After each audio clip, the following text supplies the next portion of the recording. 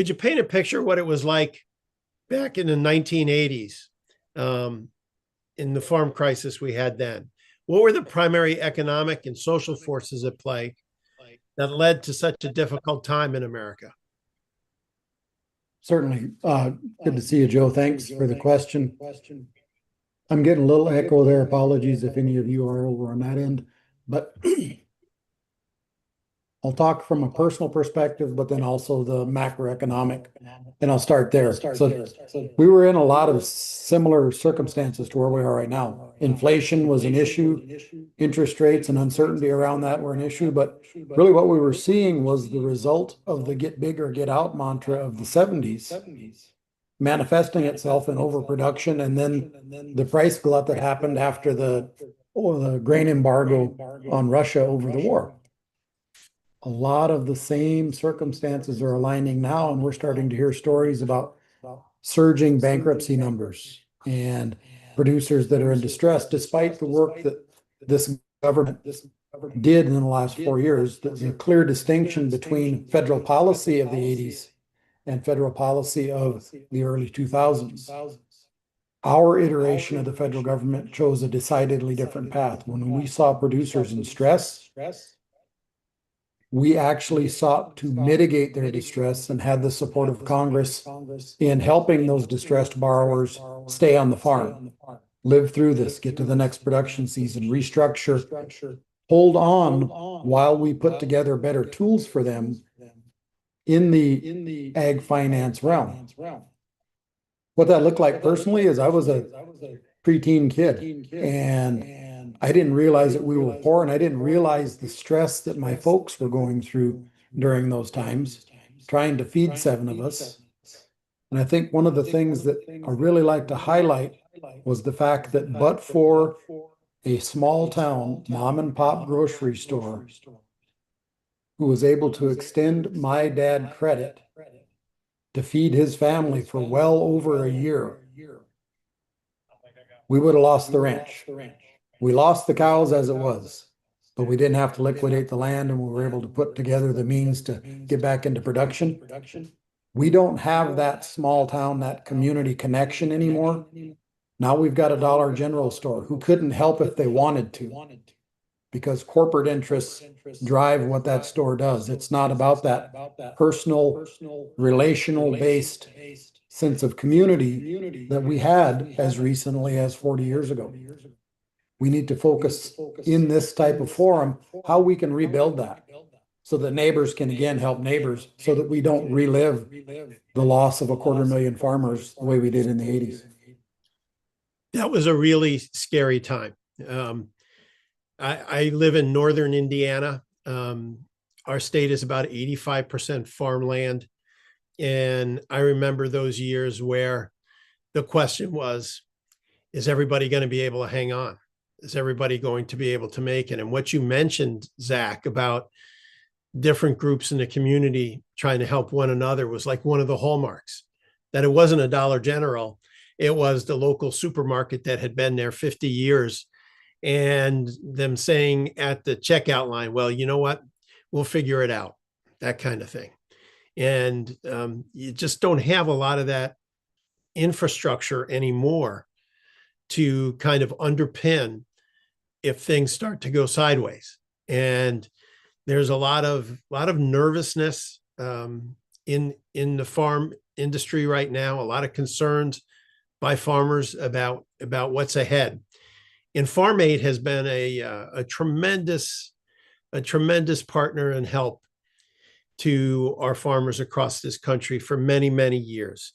And Jennifer, you've been an integral part of everything that happens at Farm Aid. How would you describe the unique pressures and the unique uncertainties inherent in farming? It's almost as uncertain as what's the weather tomorrow going to be.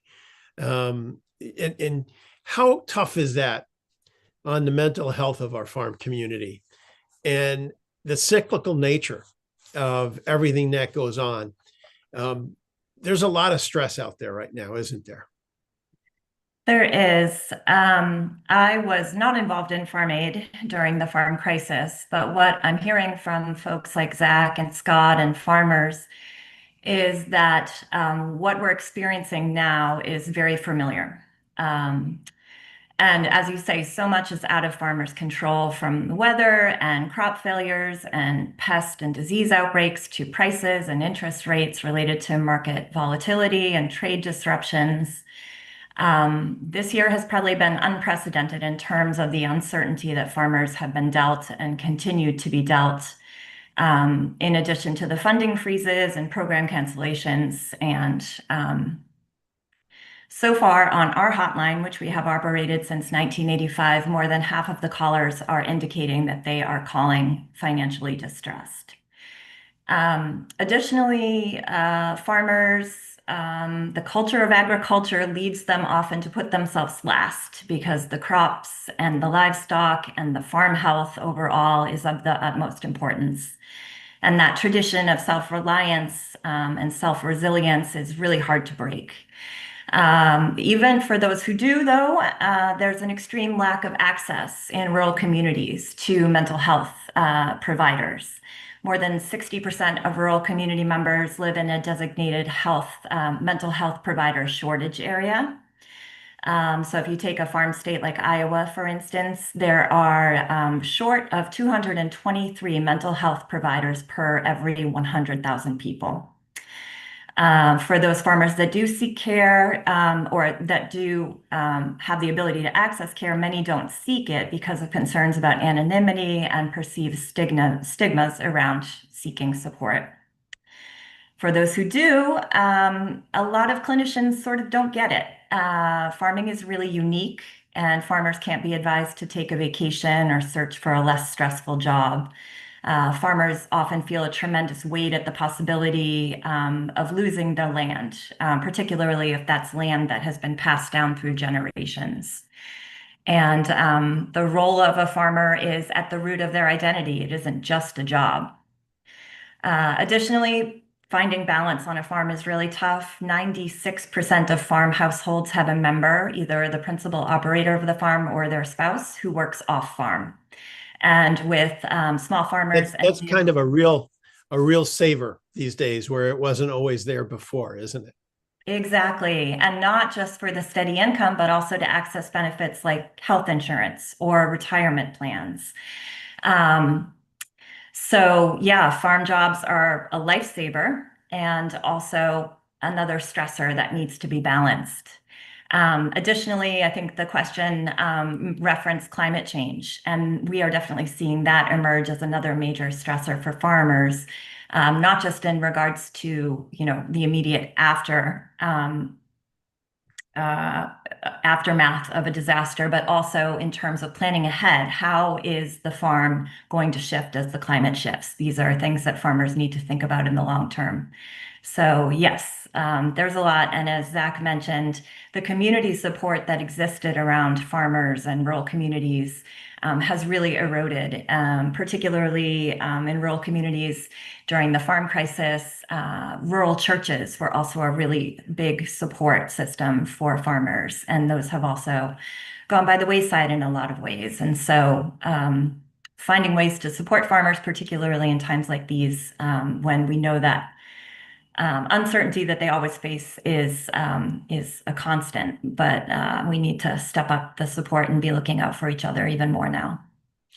Is there more of a feeling of loneliness, or you're on your own more now that you see, as you mentioned, you see churches closed up, you see the small groceries closed up, you see the downtowns of so many of our farm towns pretty well empty, and you look and you go, who can I talk to?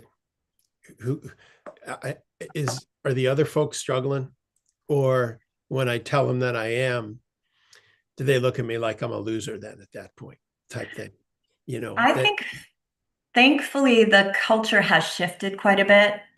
Folks who became farm advocates during the 1980s spoke so much about the need for one farmer to come forward and say, this is what I'm experiencing, which brought about a realization that I'm not in this alone. We are all going through this. This is a systemic issue that is being enacted upon us.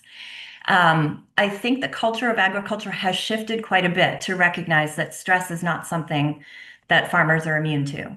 And I think that's particularly shifted with young farmers, really creating a culture of being in community together, and reaching out to each other and looking out for each other. So I do have hope, but I can't imagine that farmers are not also feeling isolated and really put upon right now.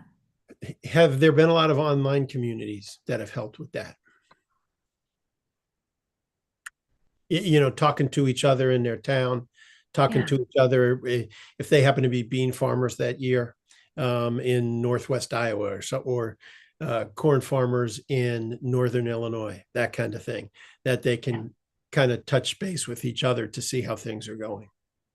I think that's definitely a support system. Yes. Farm Aid runs a national hotline. And so we're hearing from farmers all over the country. And our first line of support is to connect that farmer to an organization in their state, somebody who can check in on them personally, potentially, if that is the extent to which the emergency is.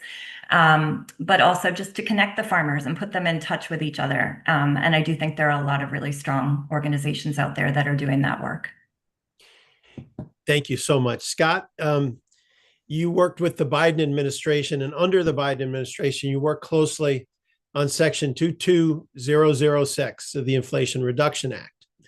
And the goal was to help distressed borrower relief, to help provide assistance. From your perspective, what are the aspects of the current farm finance situation that made this relief necessary? You need to put your mic on. I apologize. You'd think that by now I'd have that down. Thanks. Thank you very much, Senator, and thank you for allowing me to be a part of this. And the question that you're asking is a very complex one. We can go in a lot of different directions with it, or we can start with the fact that our federal disaster programs are predicated on an assumption of one disaster year in 5, and many farmers are getting 2 or 3 in 5 years.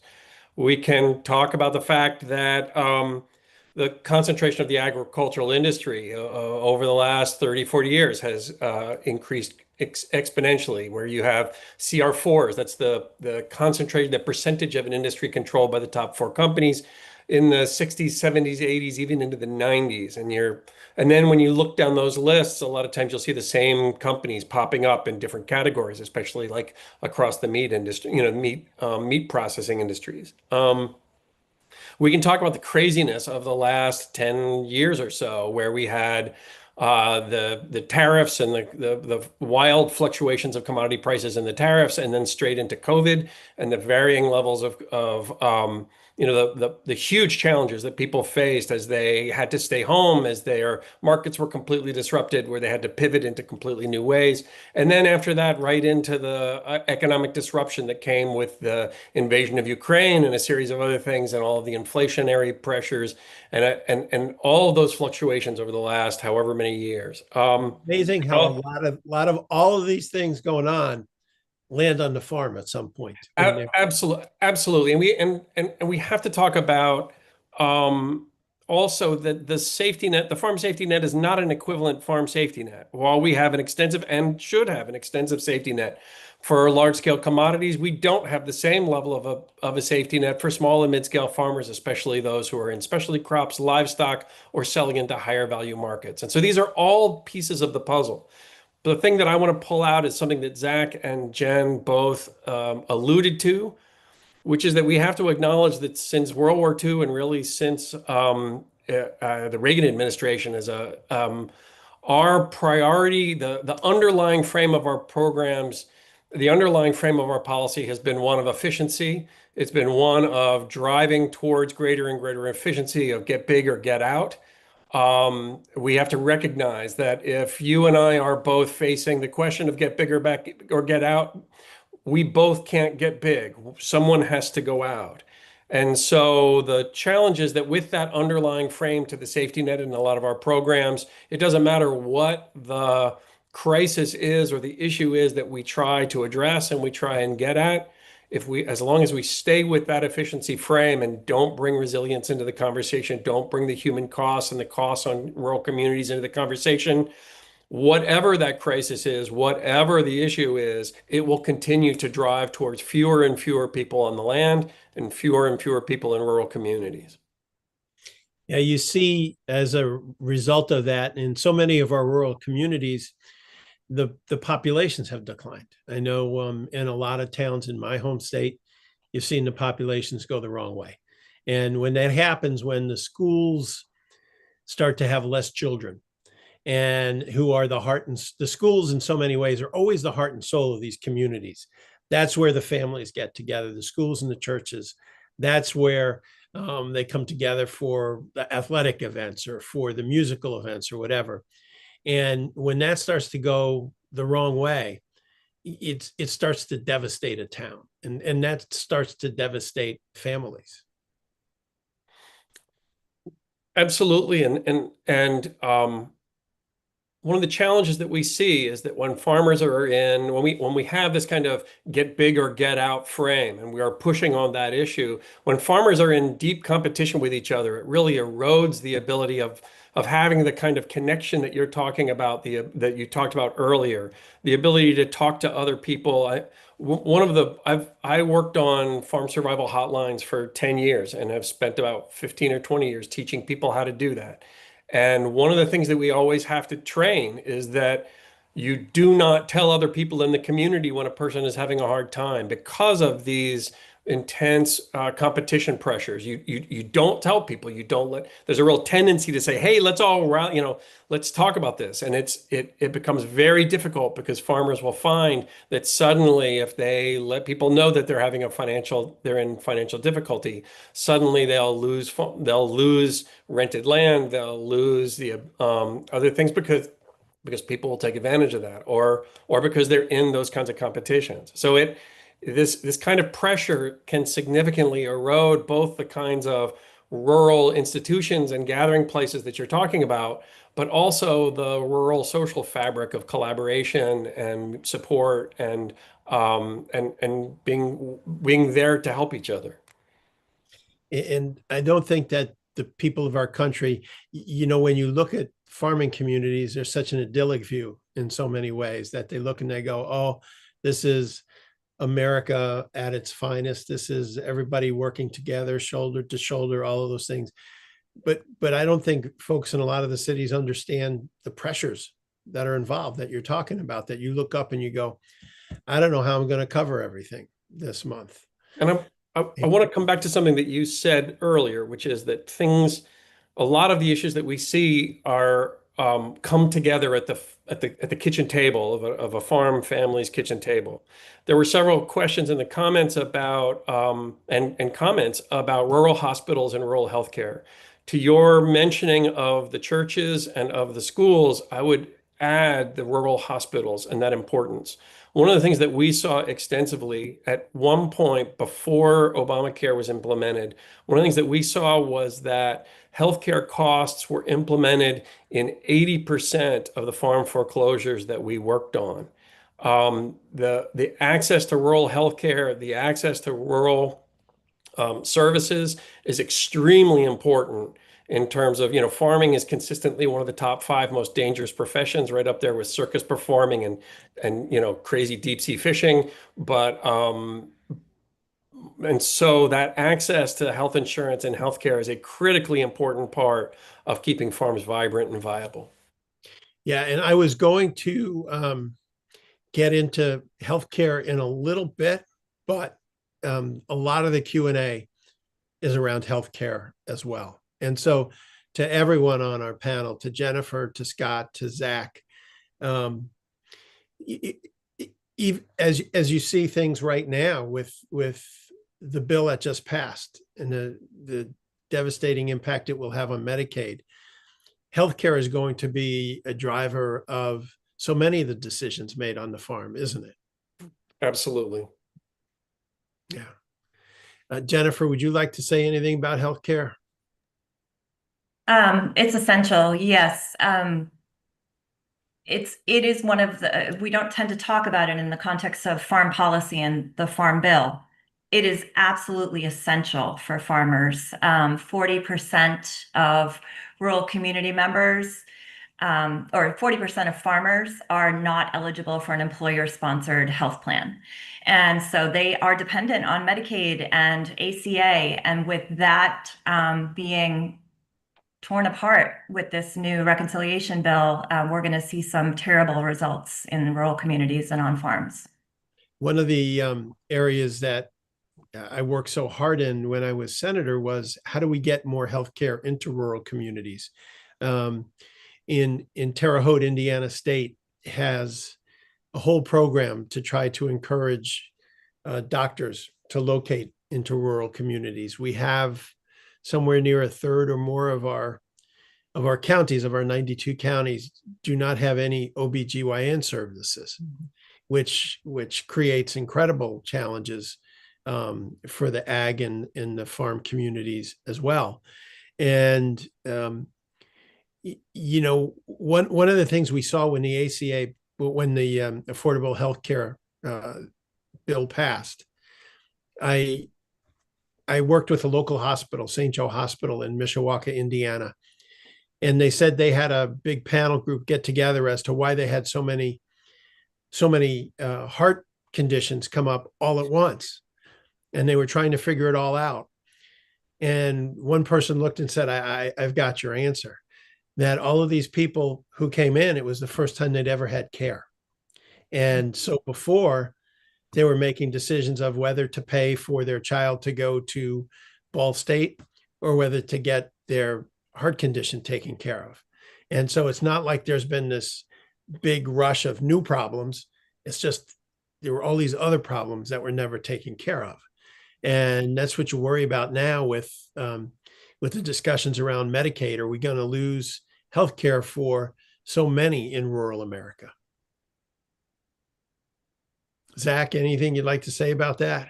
Well, you know, Joe, I think what we need to push back on is this narrative that ag isn't profitable, and talk about how do we share that profitability across the entire sector. Because right now today, and the farm debt is the biggest challenge that I think we face in financing because the way we do it. That second job that Jen talked about earlier, that's the lifeline for people, that's a derivative of the farm financial crisis and the get big or get out mantra. If you can't get more land to do more production in this commoditized system, you got to get another income source so you can have health insurance. We've got to find a way to share that $500 billion in income that's created by that $560 billion of debt and keep it in the hands of producers for more than just half a production cycle. So much of it is extracted out. The reality is, I don't know a banker, a seed store manager, a fertilizer company owner that has a second job because they need it. They might have a hobby farm for a deduction, but the fact that our producers need a second income just to provide for basic support for their family is an existential crisis that we haven't even begun to address yet. The 87 Ag Credit Act started us down that pathway towards more flexible financing, but we're not there yet. And we've got considerable work to do to help spread that income further across that sector and not have banks and feed stores and aggregators and there's contingency. When you look at that, Zach, you know, is there a way to get some of those funds back into those communities? And do the numbers add up? You mentioned that the farm debt is more than the annual income that comes off the farm. So how do you start to turn that wheel a little bit so that the actual producers of the product are able to keep a little bit more of what they produce? Certainly. In any other scenario, if you were borrowing $560 and you were able to create $500 worth of income, you think that was radically profitable. But if someone comes and takes $496 out of your pocket to pay for that debt, that then becomes a problem. So what we need to do is extend the terms of those loans, and that's what we were able to do while we were at the FSA in those 4 years. Change the mindset of our staff to finance the reality that is our producers, when the terms meet their needs, very rarely fail. The entire FSA loan portfolio has less than a 1% loan loss rate by volume. And those are folks that by and large are unable to demonstrate economic strength to get in the door to bank, even with a guarantee. FSA has the best farm loan servicing tools available. And when things go bad, we were able to help people right the ship, stay on the farm, find viability.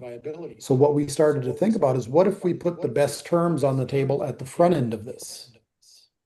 Maybe we would create additional working capital. Maybe we would create the ability for a producer to pay themselves. Maybe we'd create the opportunity for a producer to become a depositor in a bank instead of only a perpetual debtor. And by changing the path of that capital so that it's a more virtuous cycle, then we've got the solution here. We've just got to take a little longer term perspective on this and acknowledge that agriculture can be profitable for everybody if we do it like a capitalist and not like Gordon Gekko in the Wall Street movie. Well, another question that I wanted to ask about, and Scott, you touched on this a little bit earlier, is, I've watched this tariff discussion this year, and whenever tariffs come up, it's always farmers who are on the back end of the deal in the United States. That whenever we say we're going to go after this country or this country or this country, well, the industry that ships so much product overseas that feeds the world is always our farm communities. And our farmers are the ones who are, I guess you'd say unwillingly, but who get dragged into this on a constant basis. I remember in the teens when the fight was with China, and then China just said, we're just not going to buy anything from American farmers anymore. It's like, well, we just lost our market. How are we going to cover the inputs? How are we going to make this all work? Does the uncertainty around this, and this is to everybody, does the uncertainty around this subject, and we just talked about it earlier, make life every day you look at the news to see what's next, and how's that going to affect your profit at the end of the year? Absolutely. It can't help but have a major impact on, on how people are navigating the challenges that are in front of them, that how people are making choices in their day-to-day lives. This kind of uncertainty is a level of stress and difficulty in terms of making good choices. The choices that farmers have to make on a day-to-day basis are often, have existential impacts in terms of, being able to stay in business or not being able to stay in business. But I also want to be really clear that, one of the challenges that we have is that the tariffs, the purchasing of large-scale commodities, while they obviously have a significant impact on the markets for those commodities and some of those and those types of purchases, they also have significant impacts on other markets in terms of not just what's being sold, but what farmers are buying, what farmers need, the fertilizer, the inputs, the seed, the other things that are often impacted by tariffs and other things.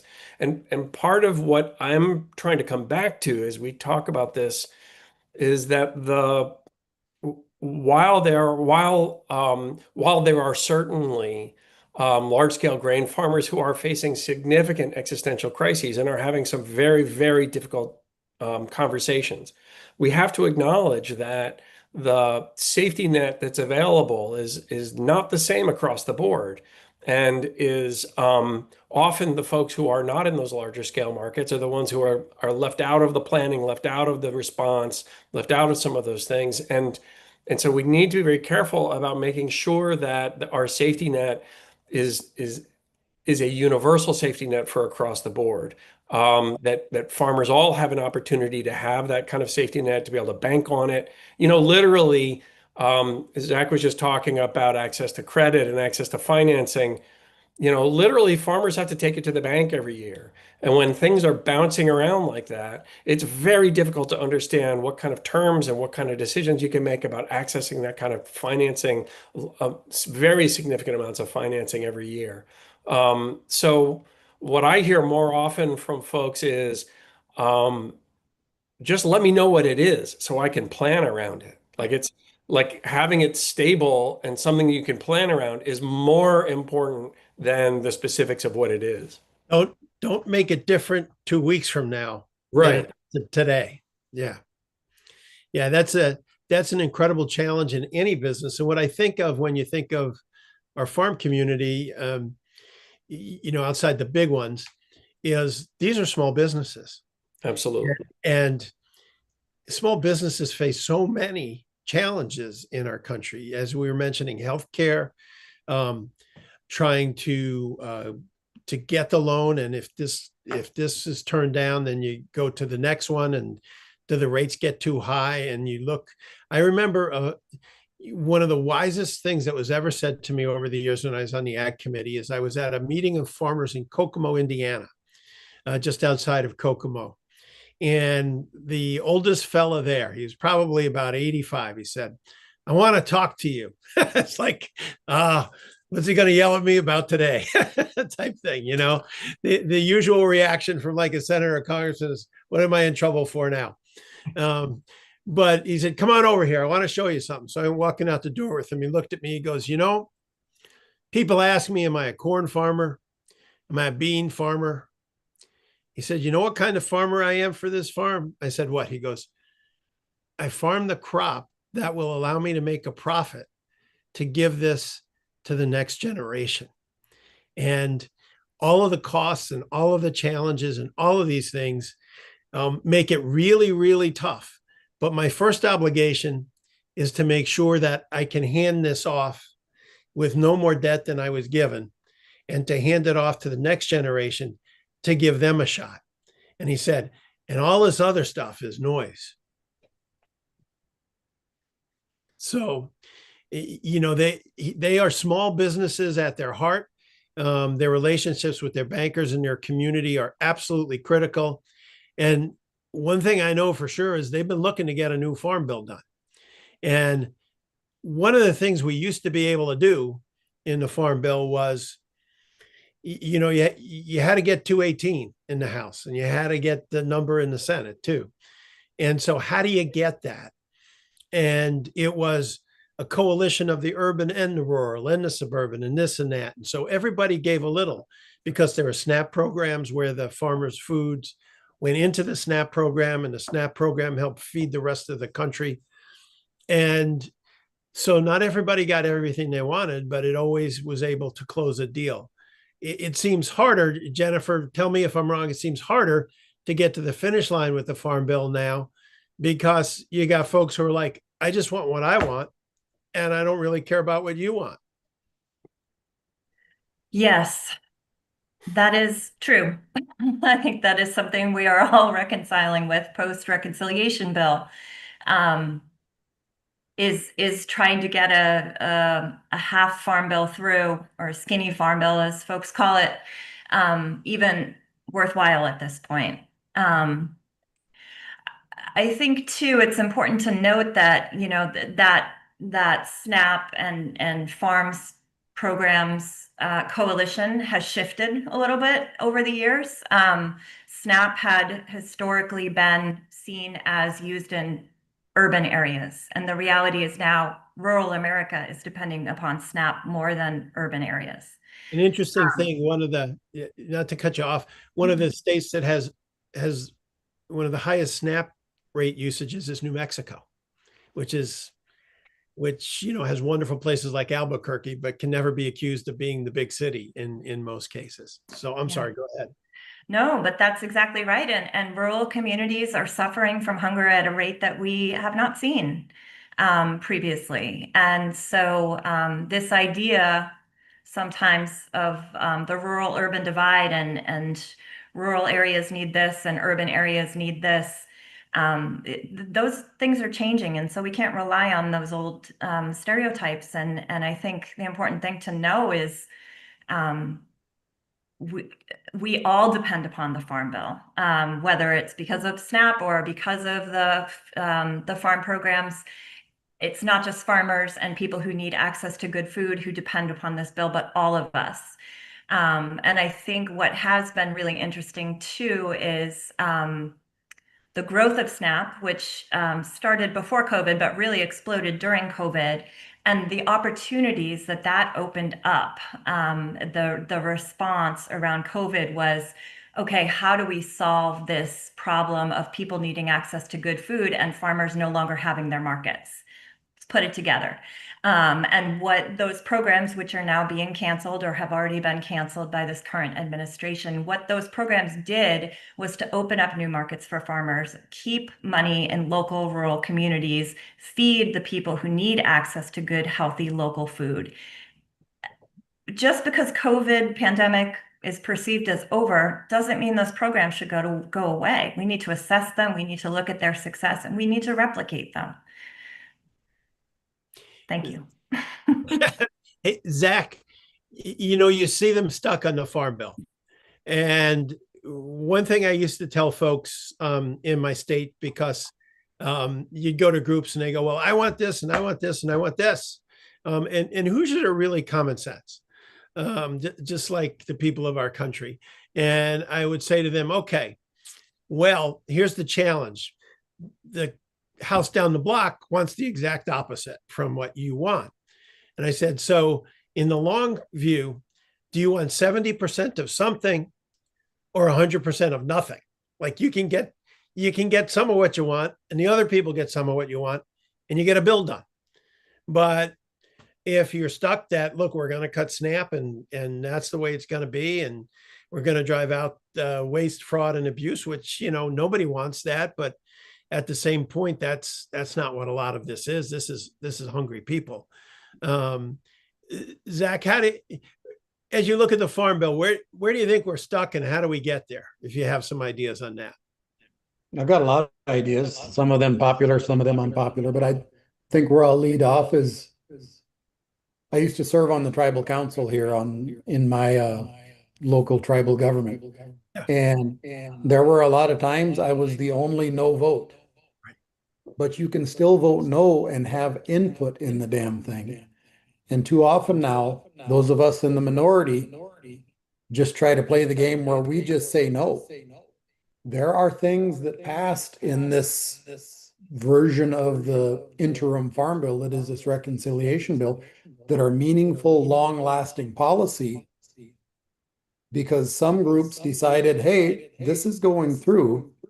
Let's make sure we get our coalition supporting this. The ABA was able to get interest earned on real estate mortgages exempted from taxation. So policy still moves in this, but we've got to be willing to put ours on the table. When we left the administration, we left a whole host of farm bill, farm finance provisions there that were no cost. Some of them were negative cost. Our side didn't advance those because we weren't going to be seen as supporting this reconciliation bill that was going to happen anyway. And we didn't get to the table and try to negotiate for something for ourselves and for our constituents. So the minority governed, the actual minority. And that's a challenge that we have to overcome. We have to figure out, can we, as the party that's in the voting minority, bring solutions to bear that resonate with the party that's in the majority so that we can actually have meaningful conversations? Because this standing on the other side of the fence, lobbing things at each other isn't working. And when you don't have the numbers, it hurts everybody the way this reconciliations can be. And when you look at the current farm financial system, as you look at that, if you could change one or two or three things, what would you do to create better outcomes for farmers, for ranchers? I would take the changes that we made in the enhancing farm loan programs rule and broaden them and offer a better measure of support to our commercial lending partners to extend terms for producers. The biggest problem, the biggest loss of producers in the 80s wasn't because of tariffs, it wasn't because of inflation, it wasn't even because of interest rates. Problem was we had really terrible federal policy that took a look out there and said, hey, we've got delinquency on our books. Let's pull the rug out from under it. What could have happened, what should have happened is there should have been deferral of payments until this recovered. Continue to collect some interest, but defer the principal payment so that a producer can recover. In our enhancing farm loan programs rule, we offer that deferral of principal payments up front so producers can get their feet under them. We should broaden that and make that more readily accessible in the commercial sector as well. But we also ought to take a look at leveraging all of the philanthropic and institutional capital in a way that it can get to producers in fewer transactions. There are around $1 trillion of foundation endowments out there that are at work on Wall Street. Many of them have a fixed income portion of their portfolio that is currently financing the things that they're gnashing their teeth about that the federal government's doing through United States treasuries.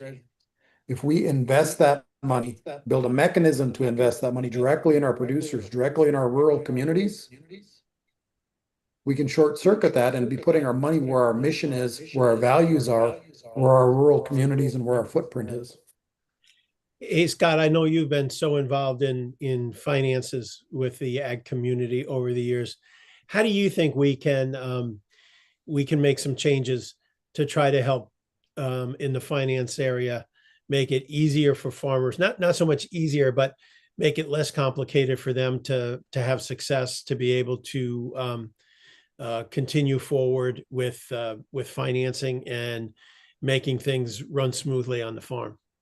So one of the things that's important about access to credit, and one of the reasons why agricultural credit is generally fairly low interest, is because of the safety net and the structure of the safety net. The existence of crop insurance, the existence of disaster programs, the existence of the commodities programs. But we have to acknowledge that these programs, even though we've got, even though crop insurance and disaster programs cost about $11 billion a year over the last 5 years or so, Congress has had to allocate an additional $33 billion to address farmer losses. And you can say the same thing on farmer revenue losses. It's not working. One of the things that we saw was that when a farmer goes through a disaster, they may have to navigate 20 or 30 different individual programs with individual signups. And we did a lot of work to try to pull together and bring those together into a much more uniform and a much more easy to navigate process. We look at when a farmer is going through financial distress, and I'm going to come back a little bit to the wellness piece of this that's part of the title. When a farmer is navigating a natural disaster or they're navigating significant financial distress, we know what happens to your brain. You're not thinking straight. You're not at your best. You're not able to do some of the things that you normally would be able to do. And somehow we've decided that the navigating those kinds of situations are going to be the exact moment where we're going to expect you to have all of your records completely in order and all of your communication and navigate 27 different programs and 23 different things in order to be able to, all of which have different due dates, all of which have different eligibility requirements, all of which have different definitions. It's absurd. And we have to recognize that it's not working. The whack-a-mole process of we're going to do something different for corn than we are for beans, than we are for vegetables, than we are for other things. The whack-a-mole process is not working and it's expensive. The safety net should be a safety net, not a profit center. And I'll point out a couple of specific issues. In the reconciliation bill, one of the things that they did was that they increased the subsidy rates on crop insurance for elected for two of the categories of programs. Those are when you when you insure an individual crop within an individual county, or when you choose to break that individual crop in that individual county into smaller units. This is how you decide what unit your crop insurance is going to be measured, what unit you're going to get paid out on. We know that it is far cheaper for the government and for the taxpayer and everyone else if we have crop insurance that's on a whole farm unit or all of the crop for an individual farmer. But in this bill, what was where the subsidy it was increased was not on those kinds of whole farm or whole crop kinds of elections, but on the individuals that allow it broken up into smaller and smaller bits, which allows all kinds of stuff to happen. And so there are lots and lots of ways. There's no doubt that there's a critical need for a strong safety net and farmers to be able to plan on it and bank on it and to address the underlying risk in agriculture. And we need that for lots and lots of reasons. But what they say is the large print giveth and the small print taketh away. It's how we get there that is the challenge. And we're at a point where we have to make a decision. We started out talking about the 80s farm crisis. There was a line that went around in the 80s farm crisis, and I apologize for the gender stereotype, but the line was, if things keep going the way they're going, one guy's going to farm the whole country, and his wife's still going to have to work in town to buy groceries. And where we're heading to is the modern equivalent of that is going to be not only is his wife going to have to work in town to buy groceries, but he's not going to own either his house or his land because they're going to be owned by investment vehicles. We need to decide pretty darn quick here who we want stewarding and managing our farmland and producing our food.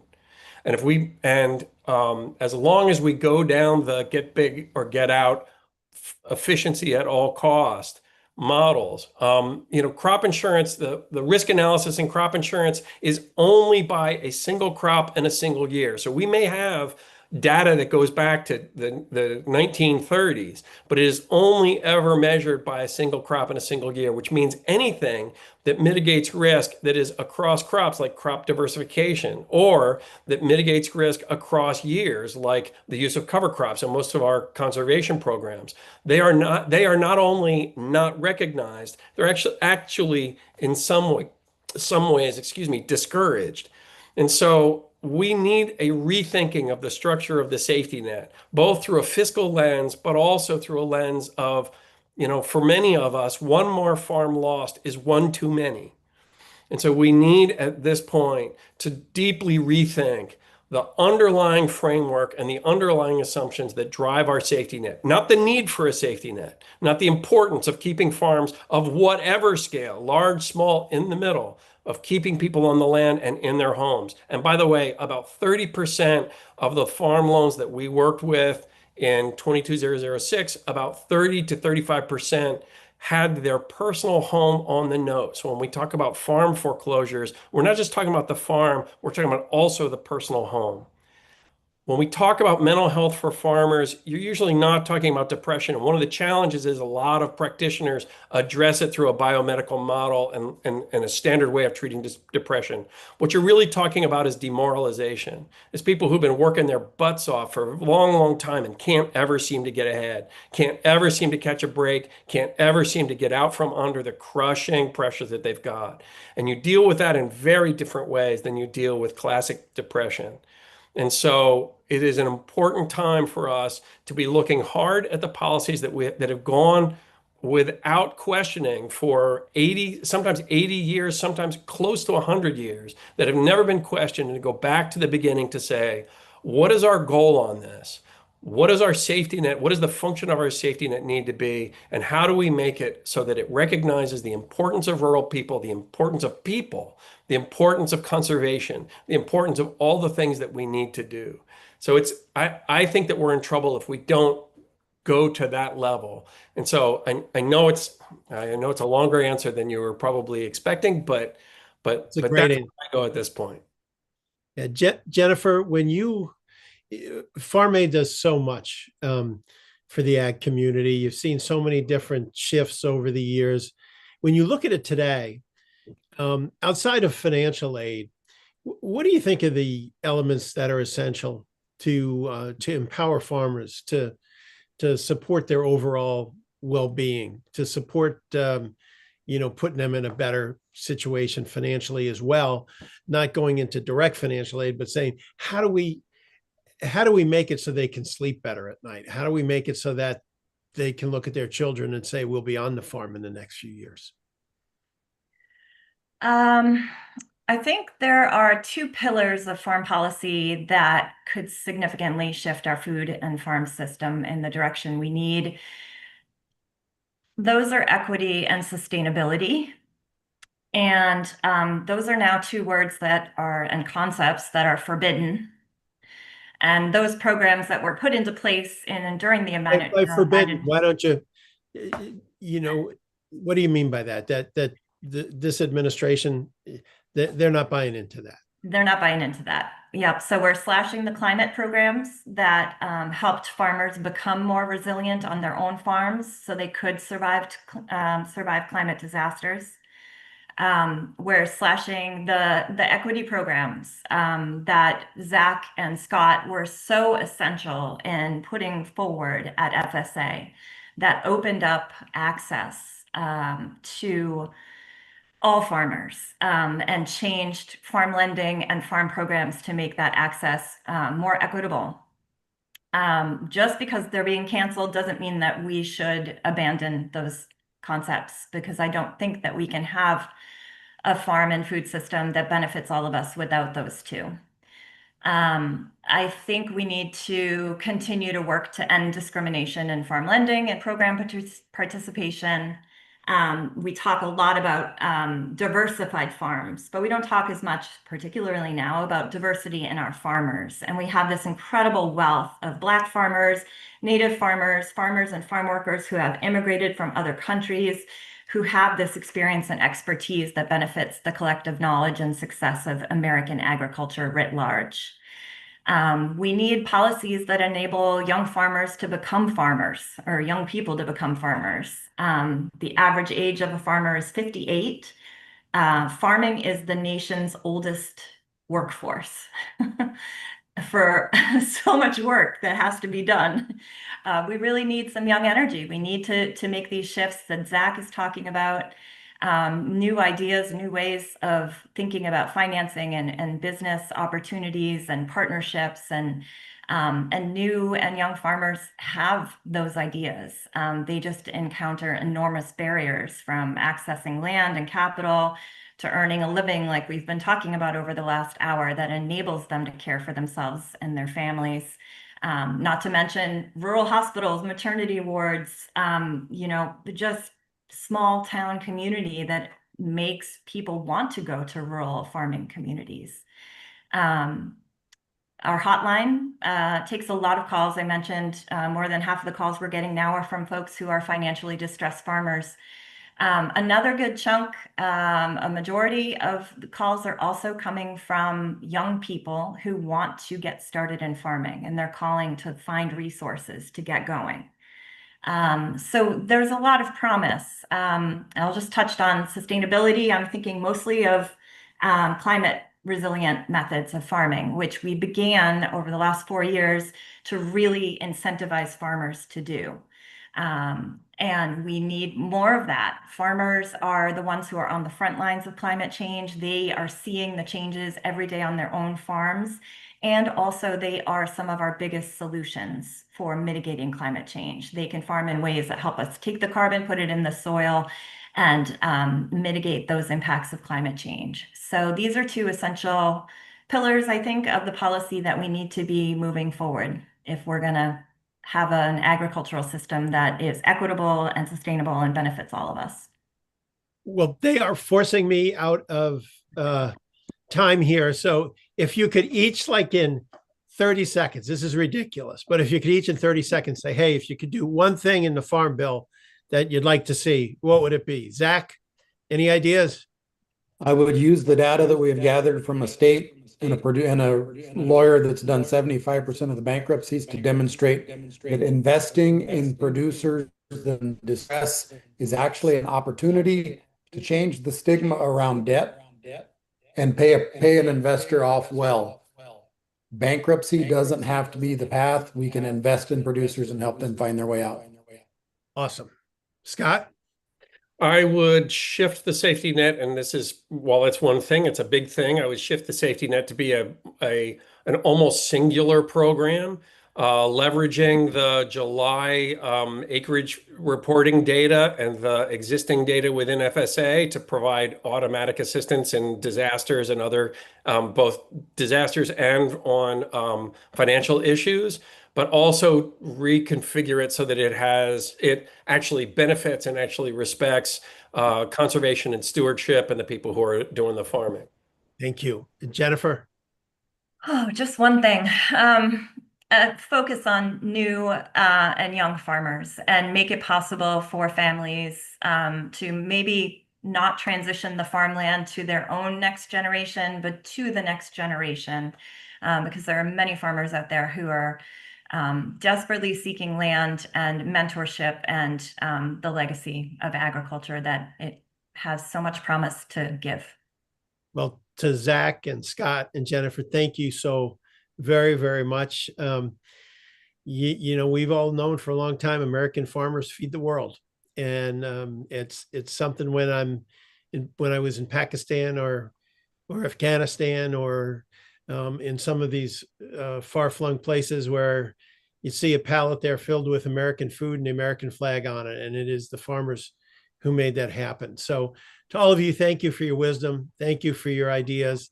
And I will now turn the summit over to One Country Projects, our newest board member, who is also a state representative from the great state of Iowa, Adam Zabner. A reminder to our viewers on Zoom, please return to the lobby. I guess you can get popcorn there, but please return to the lobby and select the Attack on Public Education panel from the list of sessions. For our viewers on YouTube, the stream will resume in a new post momentarily. And thank you all for joining us, and thanks to our panelists.